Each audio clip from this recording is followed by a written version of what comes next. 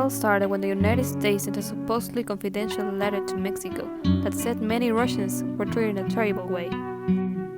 The United States and its allies would put a punishment for such acts and wanted Mexico to do the same. But Mexico refused and decided to stay out of the matter. 2 days later, the United States and its allies had an idea for the punishment for the Soviet Union. They isolated the Soviet Union in any way. At first, the Soviets did not give it importance because they had their own food and their own water, which is the worst thing that could happen. There was a terrible drought in the areas of Danube, Volga, and a small part of Ukraine, where the corn crops were completely destroyed.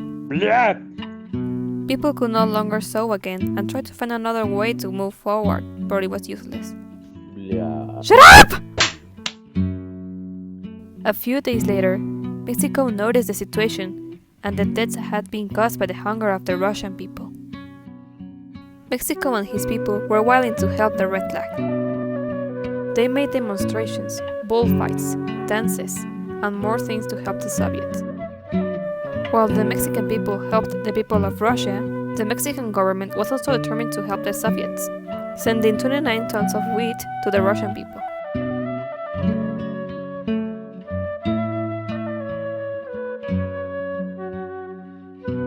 The Soviets sent a photo to the Mexican government, demonstrating that thanks to the solidarity of their people, the Russians had the hopes to move on.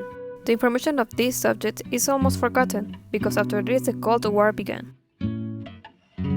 Mexico was the first country to recognize the Soviet Union. I like this topic because it reminds me that Mexicans are always united to help anyone in any way, even if it's dangerous or not.